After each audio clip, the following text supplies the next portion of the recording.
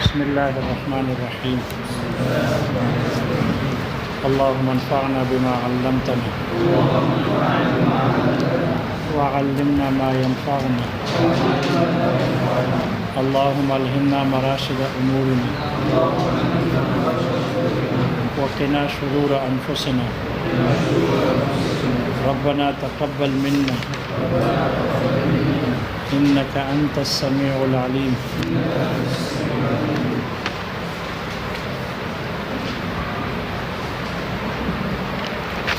سبق یاد ہے بھائی؟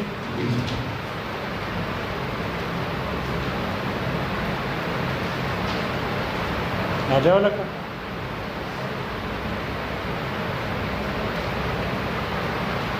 تو کوئی سنائے بھائی؟ اگر یاد ہے سبق تو سنائے. کل نہیں تو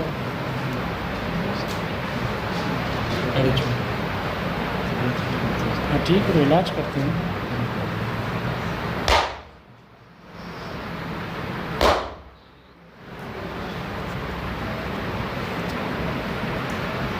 جی سبق سنائے بھائی.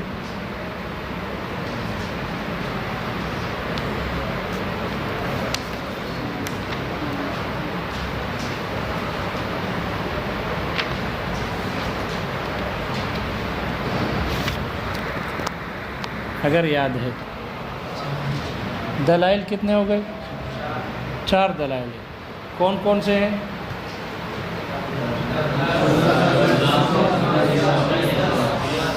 پھر سناتے کیوں نہیں؟ جی قیاس کون سی دلیل ہے؟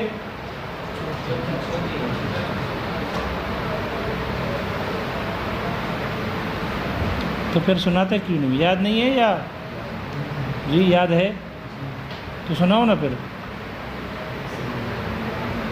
اگر یاد ہے تو تکرار ہوتا ہے بھائی. تکرار کرتے ہو. تکرار کر کے خلاصہ یاد کیا کرو. زبانی خلاصہ یاد کیا کرو. اور اس میں جو تعریف آ جائے وہ تعریف یاد کیا کرو. پیچھے دین کی تعریف گزری، رحمت اللہ نے عبارت پڑھ کر سنائی، تو جو تعریفات درمیان میں آ جائے وہ تعریفات زبانی یاد کیا کرو. اس لیے سبق کا خلاصہ زبانی یاد کرو. سماعی کا میں پڑھائی کم ہوتی ہے، تقریباً معلومات کر رہے ہیں. اگر قیاس نصاب میں شامل کیا گیا ہے تو پھر تو دوڑ لگانی پڑے گی. پھر 80-90 صفحے تک پڑھیں گے سماعی تک. وگرنہ اس کتاب کے، ہماری اس کتاب کے جو ہے بڑی کتاب کے، اس کے 70 صفحے کا نصاب ہے سماعی کا، تو کچھ بھی نہیں ہے. اور وفاق کے سوالات میں سے جو پہلے 2 سوال ہیں وہ ان 70 صفحوں تک آ جاتا ہے. یا دوسرے سوال کا بھی ایک جز اس میں سے آ جاتا ہے. یعنی 3 سوال وفاق کے کل 6 پرچے کے 6 سوال ہوتے ہیں، ان میں 3 سوال ان ہمارے سماعی کے نصاب تک آتے ہیں، جہاں تک سماعی نصاب مقرر ہے. تو اگر یہ سماعی کا نصاب زبانی یاد کیا جائے ازبر، تو ایک مدرسے کے امتحان پاس ہوگا، اس میں خوار نہیں ہوگا آدمی. دوسرا یہ کہ وفاق کے 1 سوال حل ہو جائے گا. پھر سماعی کے نصاب سے لے کر ششمائی کے نصاب میں وہاں صفحے زیادہ ہیں، وہ 90 80 100 تک صفحے بن جاتے ہیں. اور پھر ششمائی سے لے کر سالانہ تک کے جو صفحے ہیں، یعنی جو سنت کی بحث ہے اور قیاس کی بحث ہے. سنت ہماری اس کتاب کے 45 صفحے اور 5 صفحے اجماع کے ہیں، تو یہ 50 صفحے ہیں. اور یہ 15-20 صفحے کتاب اللہ سے لے لیں تو یہ کل 60 صفحے 70 بنتے ہیں. وفاق کے پرچے کا آخری سوال ان میں سے آتا ہے. تو اگر پہلا سوال سماعی کا نصاب حل ہو اور آگے 45 صفحے 50-60 صفحے پچھلے والے حل ہو جائے تو وفاق کے 2 سوال پکے ٹکے حل ہے. درمیان میں جو 80-90 صفحے ہیں وہ نصاب بھی مشکل ہے، اسباق بھی ان میں سے کچھ مشکل ہے، اور زیادہ ہے، نصاب بھی زیادہ ہے، تو ان میں سے 2 سوال آ جاتے ہیں یا ایک جز 1 سوال آ جاتا ہے، تو آدمی کو پریشانی نہیں ہوگی۔ یہ خطرہ کم از کم نہیں ہوگا کہ کہیں فیل نہ ہو جاؤں، یہ خطرہ نہیں ہوگا۔ اور اس دفعہ تو انہوں نے آخری سوال یا ایک سوال، آخری تو نہیں، ایک سوال عربی میں لازم کیا ہے۔ نور انوار کا ایک سوال عربی میں لکھنا ہوگا، صرف نور انوار۔ آپ کی مرضی ہے، سوال اول آپ کے لیے آسان ہو، ثانی آسان ہو یا ثالث آسان ہو، وہ آپ نے عربی میں لکھنا ہے۔ اگر عربی میں نہیں ہوگا تو بس اس کے بغیر دیکھ کے کراس کا نشان آ جائے گا، نمبر 0۔ اس لیے ابھی سے تھوڑا مشق کیا کرو، ایک سوال حل کر کے یاد کر کے پھر اس کو کوشش کرو عربی میں لکھنے کی۔ آپ کے ہاں طالب علم ہیں جنہوں نے عربی پڑھی ہے، لہذا ان کو دکھاؤ کہ اس میں عربی کی کیا کمزوری ہے، یا کسی استاد کو دکھاؤ کہ اس میں صرف نحوی کیا غلطی ہے۔ جملے تو میں نے لکھے ہیں، اس میں کوئی نحوی خرابی تو نہیں ہے، صرفی خرابی تو نہیں ہے۔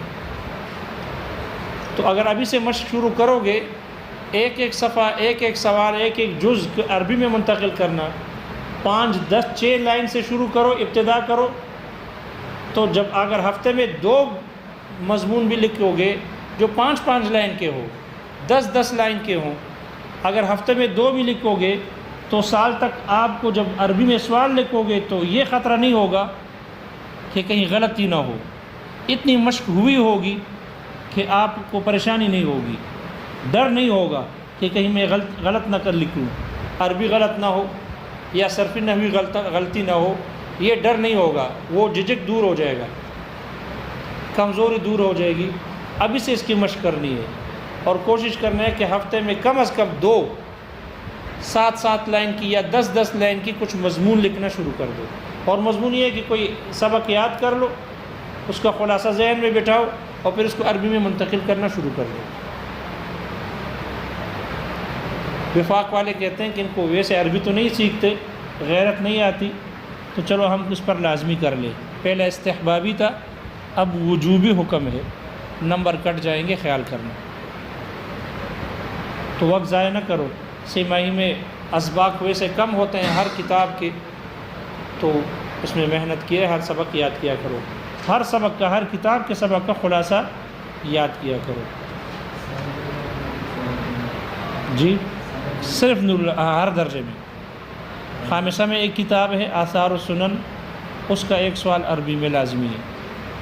اسی طرح سادسہ میں ہے، سابعہ میں ہے، دورے میں ہے، رابعہ سے شروع ہے، اس لیے کہ ابھی وہ بیچارے غیر محرم ہے، اگلے سال سے ہو سکتا ہے وہ بھی محرم بن جائے، لیکن چونکہ وہ ثالثہ ہے اس لیے رابعہ والے تھوڑے سے درجہ عالیہ میں شمار ہوتے ہیں کہ ان کو اتنی عربی آتی ہوگی کہ آخر 3 سال وہ کتابیں پڑھ کے آئے ہیں، قواعد پڑھ کے آئے ہیں، تو اتنی عربی آتی ہے۔ اور عربی آتی ہے، آدمی سمجھتا ہے لیکن لکھ نہیں سکتا، تو لکھنے کے لیے کم از کم آپ آپس میں ماحول بناؤ، عربی میں تکلم کرو اور مارو ایک دوسرے کو، کوئی حرج نہیں ہے، اپنی طرف سے مارو۔ جتنا زیادہ بولو گے، جتنا زیادہ سنو گے اور جتنا زیادہ بولو گے، اتنی جلدی آپ کا ہاتھ روانہ ہو جائے گا لکھنے پر۔ سب سے پہلے زیادہ سننا شرط ہے، پھر بولنا شرط ہے، لکھائی اس کے بعد خود بخود آئے گی۔ لیکن یہ آپ کو نہیں کہہ رہے ہیں، دیواروں کو کہہ رہے ہیں، ٹھیک ہے۔ وعلیٰ کل حال دلائل 4 ہو گئے، دلائل کتنے ہیں؟ 4۔ شارح دلائل کے 4 میں وجہ حصر بیان کر رہے ہیں، دلائل 4 ہے، 4 ہی میں منحصر ہے اور دلیل ہے ہی نہیں۔ 4 میں انحصار دلائل کی وجہ حصر، انحصار کی وجہ۔ شارح کہتے ہیں المستدل ان المستدل لا يخلو اما ان يتمسك بالوحی او غیرہ۔ مستدل مجتہد یا تو وحی سے استدلال کرے گا یا غیر وحی سے استدلال کرے گا۔ اگر مستدل وحی سے استدلال کرے تو پھر 2 حال سے خالی نہیں، یا وہ وحی مطلوب ہوگی یا وہ وحی غیر مطلوع ہوگی، یعنی اس کی تلاوت ہوگی یا تلاوت نہیں ہوگی۔ اگر اس کی مطلوع ہے تو وہ کتاب اللہ ہے، اور اگر وہ وحی غیر مطلوع ہے تو وہ سنت رسول ہے۔ لیکن اگر مستدل نے، مجتہد نے استدلال وحی سے نہیں کیا، غیر وحی سے کیا، تو پھر یا تو تمام مجتہدین کا قول ہوگا یا ایک مجتہد کا قول ہوگا۔ اگر وہ تمام مجتہدین کا قول ہے تو وہ اجماع ہے، اور اگر بعض مجتہدین کا قول ہے تو وہ قیاس ہے۔ وجہ حصر 4 میں ان المستدل لا يخلو اما ان يتمسك بالوحی او بغیرہ، یا تو وحی سے استدلال کرے گا یا غیر وحی سے۔ اگر وحی سے استدلال ہے تو پھر 2 حال سے خالی نہیں، یا تو وہ وحی مطلوب ہوگی یعنی اس کی تلاوت نماز میں جائز ہوگی، یا وہ وحی غیر مطلوب ہے۔ یہ نہ کہنا کہ حدیث بھی تو تلاوت ہوتی ہے، دورے میں تلاوت ہی ہوتی ہے۔ مطلوب کا معنی نماز میں اس کی تلاوت جائز ہوگی یا ناجائز ہوگی۔ اگر مطلوب ہے تو وہ کتاب اللہ ہے، اور اگر غیر مطلوب ہے تو وہ سنت رسول ہے۔ اور اگر وہ مستدل جس سے استدلال کرتا ہے اگر وہ وحی نہیں غیر وحی ہے تو پھر یا تو تمام مجتہدین کا قول ہوگا یا بعض مجتہدین کا۔ اگر تمام مجتہدین کا قول ہے اور اس سے مستدل نے استدلال کیا تو وہ اجماع ہے، اور اگر بعض مجتہدین کا قول ہے تو وہ ہے قیاس۔ دلائل 4 میں منحصر ہو گئے، پتہ نہیں ہو گئے نہیں ہوئے۔ دلائل کا 4 میں منحصر ہونے پر اعتراض ہے۔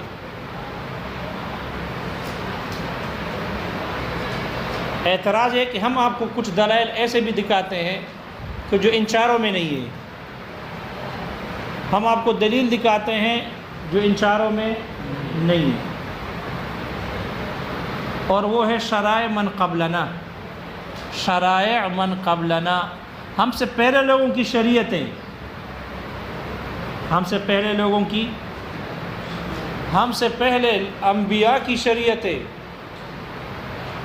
ان سے بھی احکامات ثابت ہیں، حالانکہ نہ وہ کتاب اللہ ہے، نہ سنت رسول ہے، نہ اجماع ہے، نہ ہی قیاس ہے۔ تو دلائل کا انحصار 4 میں باطل ہو گیا۔ دلائل کا انحصار 4 میں کیا ہو گیا؟ باطل ہو گیا۔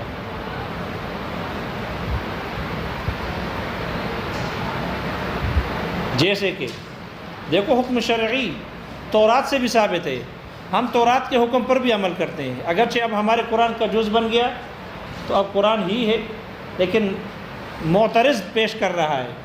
معترض کہتے ہیں دیکھو اللہ تعالیٰ نے فرمایا یہودیوں کے بارے میں وَكَتَبْنَا عَلَيْهِمْ فِي التَّوْرَاتِ، وَكَتَبْنَا عَلَيْهِمْ اے عَلَى الْيَهُودِ فِي التَّوْرَاتِ، ہم نے یہودیوں پر تورات میں یہ فرض کیا تھا ان النفس بالنفس والعین بالعین والانف بالانف والاذن بالاذن والسن بالسن والجروح قصاص۔ یہ حکم اللہ نے تورات میں نازل کیا، یہودیوں پر فرض تھا کہ نفس کے بدلے میں نفس ہے۔ ہماری شریعت کے یہ حکم ہے یا نہیں ہے؟ جی ہماری شریعت کا حکم ہے نا۔ تو معترض کہتے ہیں دیکھو حکم شرعی ثابت ہو گئی ہے تورات سے، کتاب اللہ تو نہیں ہے، آگے سمجھ میں، لہذا دلائل کو 4 میں منحصر کرنا باطل ہو گیا۔ دلائل کی وجہ حصر 4 میں کیا ہو گئی؟ باطل۔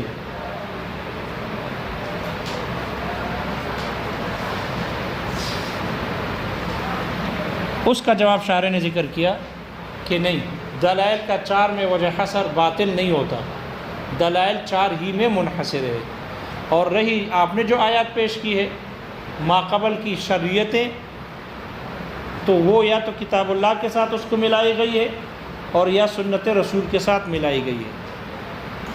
وہ ہمارے یا تو کتاب اللہ سے، اگر ہماری کتاب اللہ میں وہ حکم موجود ہے تو ہم وہ اس کو کتاب اللہ کے ساتھ ملایا گیا، اور اگر ہمارے نبی نے بیان کی ہے ما قبل کے واقعے کو تو پھر وہ اس کو سنت رسول سے ملایا گیا۔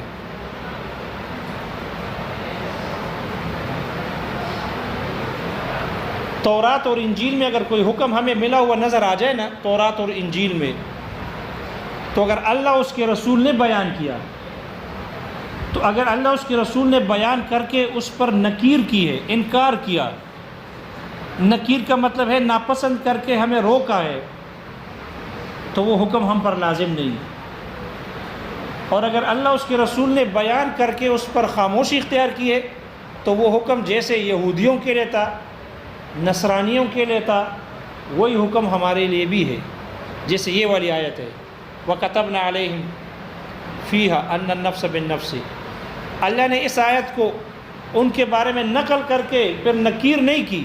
جب نکیر نہیں ہوئی تو یہ حکم جیسے یہودیوں کے لیے تھا، یہ حکم ہمارے لیے بھی ہے۔ لیکن اگر اللہ اور اس کا رسول سابقہ شریعتوں کا حکم نقل کر کے اس پر نکیر کرے، تو پھر اس صورت میں وہ حکم ہمارے لیے لازم، ہمارے لیے وہ حکم لازم نہیں ہوگا۔ جیسے کہ یہودیوں کے لیے تھا، اللہ تعالیٰ نے اس نقل کیا وَعَلَى الَّذِينَ هَادُوا، اور ان لوگوں پر کہ جو یہودی ہو گئے، جو یہودی ہے، حرمنا،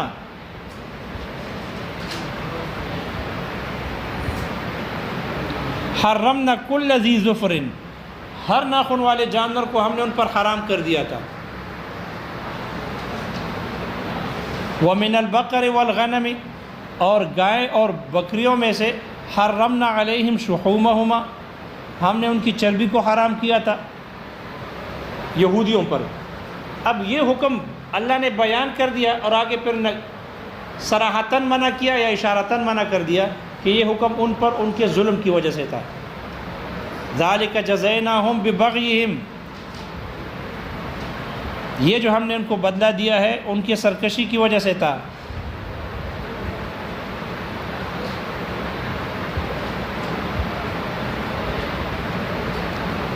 معلوم ہوا یہ حکم ان پر حرام تھا، یہ حکم شرعی ان کے لیے تھا، چربی ان پر حرام تھی، ناخن والے جانور ان پر حرام تھے، ہمارے اوپر حرام نہیں۔ تو اگر سابقہ شریعت کے احکامات اللہ اس کا رسول بیان کر دے، تو اگر بغیر نکیر کے بیان کرے تو جیسے وہ حکم اس شریعت کے لیے تھا ہمارے لیے بھی ہے۔ اسی طرح صالح علیہ السلام کے قوم کے لیے اللہ نے حکم دیا وَأَنَّ الْمَاءَ قِسْمَةٌ بَيْنَهُمْ، وَأَنَّ الْمَاءَ قِسْمَةٌ بَيْنَهُمْ، اس لیے کہ ناقہ صالح اور قوم کے مویشیوں کے بارے میں لڑائی ہو گئی۔ وہ اونٹنی ناقۃ اللہ اتنا پانی پیتی تھی، اتنا چارہ کھاتی تھی کہ قوم کے لیے، جو مویشیوں کے لیے چارہ ختم ہو جاتا۔ تو قوم صالح علیہ السلام کے پاس آئی کہ یہ تو بڑا مسئلہ اور المیہ بن رہا ہے، اس لیے صالح علیہ السلام نے ان کے لیے تقسیم کر دیا، ایک دن اونٹنی کی باری، ایک دن قوم کے مویشیوں کی باری۔ یہ حکم قوم صالح علیہ السلام کے بارے میں تھا وَأَنَّ الْمَاءَ قِسْمَةٌ بَيْنَهُمْ، پانی اور چارہ تقسیم ہوگا ان کے درمیان میں۔ بغیر نکیر کے یہ حکم بیان ہوا تو وہ حکم جیسے ان کے لیے تھا ہمارے لیے بھی ہے، ہمارے لیے بھی وہی حکم ہے۔ ایسے چیز جو قابل تقسیم نہ ہو اور دو شریکوں کے درمیان آ جائے اور تقسیم نہ ہو سکتی ہو، تو پھر ان کی تقسیم ایسے ہی ہوگی کہ ایک دن ایک شریک نفع اٹھائے گا اور دوسرے دن دوسرا شریک اسے نفع اٹھائے گا۔ اب وہ ایک دن ہو، ایک ہفتہ ہو یا ایک مہینہ ہو، جیسے اس چیز کے مطابق ہوگا۔ یہ حکم شرعی جیسے ان کے لیے تھا ہمارے لیے بھی ہے۔ لہذا سابقہ شریعتوں کے احکامات اگر اللہ اس کے رسول بیان کر کے اس پر خاموش ہو جائے، نکیر نہ ہو، تو وہ حکم جیسے ان کے لیے ہمارے لیے بھی۔ اور اگر بیان کرنے کے بعد نکیر کرے تو پھر وہ حکم ہمارے لیے لازم نہیں ہے۔ لہذا اگر اللہ نے بیان کیا ہے تو وہ ملحق بالکتاب ہے، وہ ملحق بالکتاب ہے، اور اگر کہ اللہ کے رسول نے بیان کیا ہے تو اس کو سنت کے ساتھ ملایا گیا ہے، وہ ملحق بالسنہ ہے۔ اس لیے کوئی نئی دلیل نہیں ہوئی، دلیل وہی کتاب اور سنت ہی بن گئی، تو دلائل کا انحصار چار میں باطل نہیں ہوا۔ اور جواب سمجھ میں آ گیا؟ لیکن صحابی کی قول کو لے کر تعامل الناس کو لے کر اعتراض کیا گیا کہ ہم آپ کو دکھاتے ہیں کہ حکم شرعی لوگوں کے لین دین سے بھی حکم شرعی ثابت ہوتی ہے، حالانکہ نہ کتاب اللہ ہے، نہ سنت رسول ہے، نہ ہی اجماع الامہ ہے، اور نہ ہی قیاس ہے، لیکن لوگوں کے لین دین سے کیا ہو جاتی ہے؟ حکم شرعی ثابت ہے۔ معلوم ہوا وجہ حصر 4 میں باطل، وجہ حصر 4 میں کیا ہے؟ باطل ہے۔ جیسے کہ بے بالاستثناء، آرڈر دے کر بے کرنا، بے بالاستثناء، طلب الصناعت کرنا، آرڈر دے کر بے کرنا۔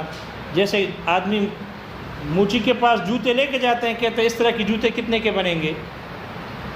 وہ کہتے ہیں یہ 2500 کے بنیں گے، ٹھیک ہے بنا دو۔ یہ بے کس چیز کی ہو گئی؟ جوتوں کی ہو گئی۔ جوتے بن چکے ہیں، ابھی تو آرڈر دیا ہے، تو جوتے تو بنے ہی نہیں ہیں، مبیع معدوم ہے، بے ہو گئی۔ تو یہ تو بے بالمعدوم ہے، اور بے بالمعدوم باطل ہے۔ بے بالمعدوم، تو قیاس کا تقاضا ہے کہ بے بالمعدوم کیا ہو؟ یہ بے باطل ہو، آرڈر کی بے باطل ہو۔ جو چیز بھی آرڈر دے کر بنائی جائے، موجود نہیں ہے، آپ نے نمونہ دکھایا، نقشہ دکھایا، اس طرح کا گھر چاہیے، کتنے کا بنے گا؟ پہلے سے ٹھیکیدار سے بے ہو جاتی ہے، وہ کہتے ہیں 7 لاکھ رہیں گے، اس طرح گھر بنا لیں گے آپ کے لیے۔ تو گھر تو بنا ہی نہیں ہے، اور بے ہو گئی۔ بے بالمعدوم ہے، مبیع، اجرت، یہ سارے چیزیں معدوم ہے۔ تو جب مبیع معدوم ہو تو بے میں تو اصل مبیع ہے، مبیع ہی نہ ہو تو بے باطل ہوتی ہے۔ تو قیاس کا تقاضا یہ ہے کہ جو آرڈر والی بے ہوتی ہے یہ کیا ہو؟ یہ باطل۔ لیکن تعامل الناس کی وجہ سے اس کی اجازت دی گئی ہے۔ تعامل الناس کی وجہ سے، لوگوں کے لین دین کی وجہ سے بے بالاستثناء جائز ہے، بے بالاستثناء جائز ہے۔ تو معترض کہتے ہیں دیکھو بے بالاستثناء سے حکم ثابت ہو گیا، باوجود یہ کہ نہ کتاب اللہ ہے، نہ سنت رسول ہے، نہ ہی اجماع الامہ ہے، اور نہ ہی قیاس ہے۔ اعتراض سمجھ میں آ گیا؟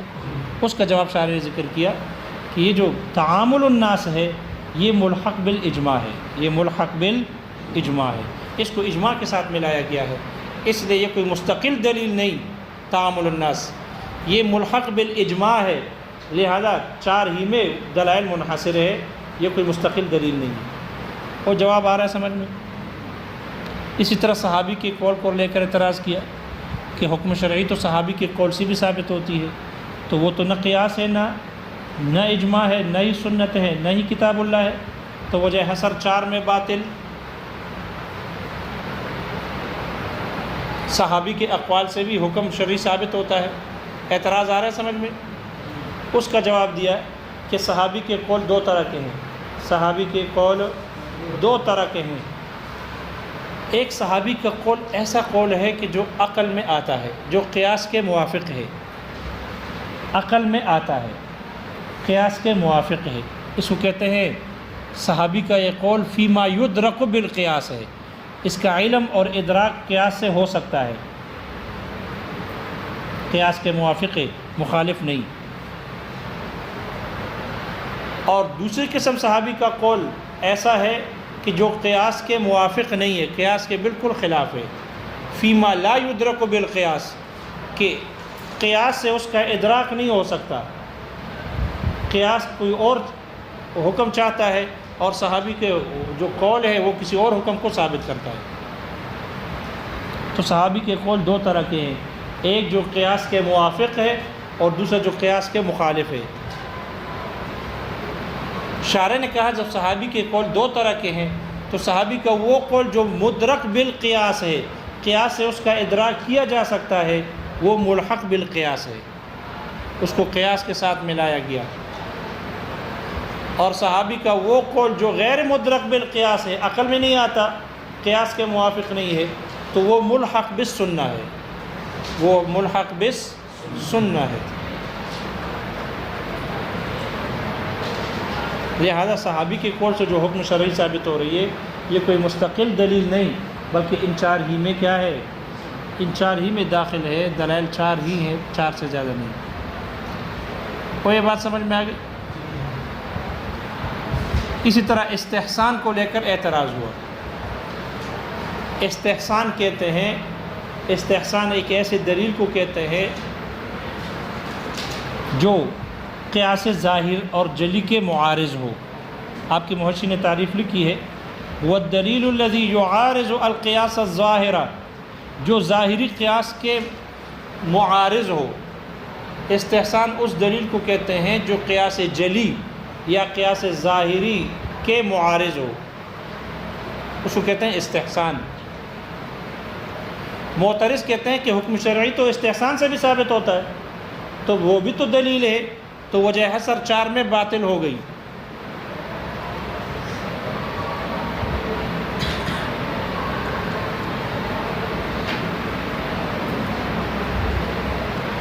اس کا جواب شارح نے ذکر کیا کہ نہیں، دلائل 4 میں انحصار باطل نہیں ہے، اس لیے کہ استحسان کوئی مستقل دلیل نہیں، بلکہ وہ ملحق بالقیاس ہے، وہ ملحق بالقیاس ہے۔ اس کی مثال شارح نے تو ذکر نہیں کی، محشی نے اس کی مثال ذکر کی ہے استحسان کی۔ استحسان کو استحسان اس وجہ سے کہتے ہیں کہ فقہا نے اس کو اچھا سمجھا ہے قیاس کے مقابلے میں، قیاس کو ترک کر دیا اور اس استحسان کو اچھا سمجھا ہے۔ یہ قیاس کے معارض ہے، اس لیے اس کو قیاس خفی بھی کہتے ہیں، اسے قیاس خفی بھی کہتے ہیں۔ یہ قیاس خفی ہے اور وہ قیاس جلی ہے۔ اس کی مثال یہ ہے، دیکھو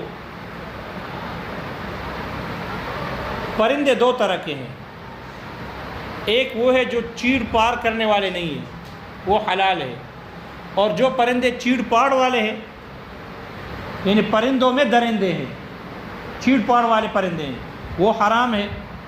سباع الطیور، سباع الطیور، پرندوں میں جو درندے ہیں، چیڑ پاڑ والے ہیں، وہ حرام ہے، ان کا گوشت حرام، تو اس کا جوٹا بھی کیا ہوگا؟ حرام ہوگا، کیونکہ لعاب جو ہوتی ہے متولد من اللحم ہوتی ہے، تو جس جانور کا گوشت حرام ہے اس کا لعاب بھی کیا ہوگا؟ حرام، اور جب وہ پانی میں منہ مارے گا، پانی جھوٹا ہوگا، تو وہ پانی بھی کیا ہوگی؟ پاک ناپاک، جی پانی ناپاک ہوگا، ظاہر بات ہے۔ تو اب یہ پرندے چونکہ پرندوں میں درندے ہیں، چیڑ پاڑ والے ہیں، لہذا ان کا گوشت حرام ہے، تو ان کا لعاب بھی مردار ہے، اس کا جوٹا بھی ناپاک۔ قیاس کا تقاضا یہ ہے، جیسے کہ جانوروں میں جو درندے ہیں، شیر، چیتا وغیرہ، یہ چیڑ پاڑ والے ہیں، ان کا گوشت حرام، تو ان سے پیدا ہونے والا لعاب بھی ناپاک پلیت ہے اور اس کا جوٹا بھی ناپاک ہے۔ جیسے جانوروں میں ہے، حرام ہے، تو پھر قیاس کا تقاضا یہ ہے کہ پرندوں میں بھی کیا ہونا چاہیے؟ حرام ہونا چاہیے، پرندوں میں جو درندے ہیں، سباع الطیور۔ جیسے سباع البہائم میں ان کا جوٹا حرام ہے، ناپاک ہے، اسی طرح سباع الطیور کو اس پر قیاس کر کے کہا جائے تو ان کا جوٹا بھی کیا ہوگا؟ ناپاک ہوگا۔ یہ قیاس جلی کا تقاضا یہ ہے۔ لیکن استحسان کا تقاضا یہ ہے کہ نہیں، پرندوں کا جوٹا پاک ہو، پرندوں کا جوٹا کیا ہو؟ پاک۔ کیوں؟ اس لیے کہ جو پرندے ہوتے ہیں وہ چونچ سے پانی پیتے ہیں۔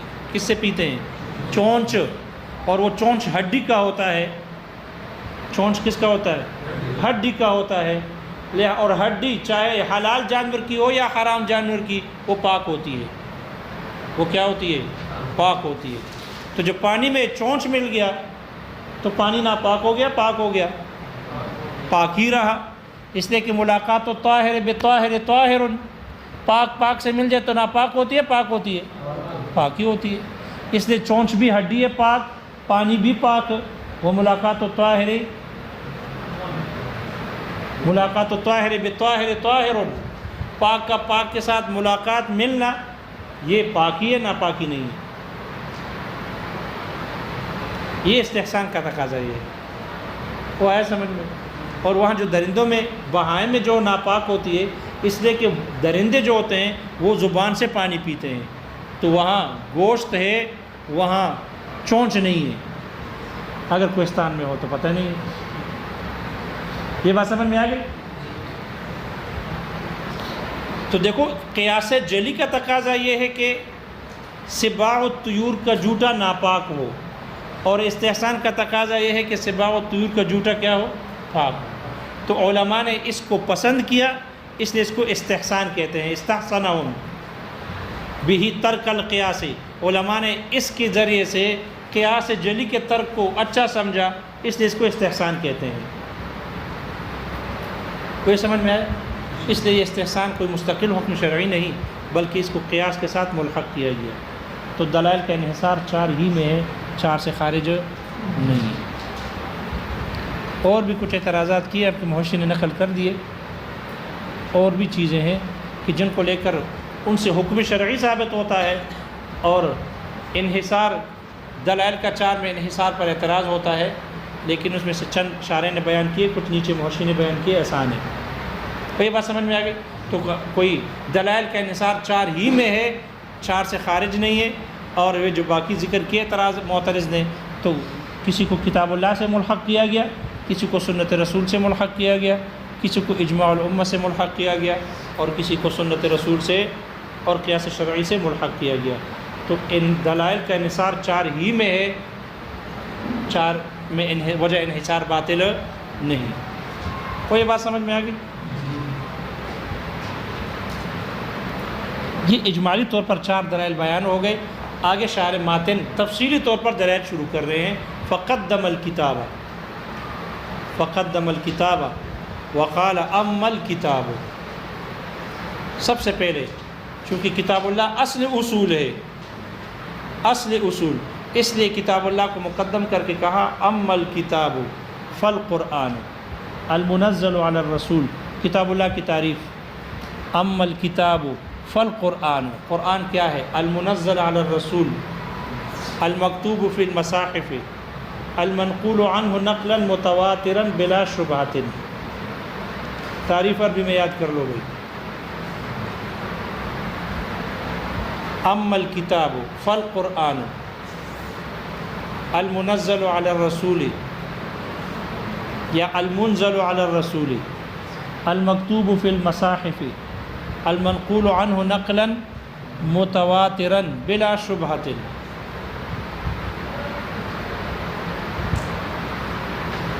کتاب اللہ کی تعریف. اما الکتاب، کتاب پر الف لام ہے، کتاب پر کیا ہے؟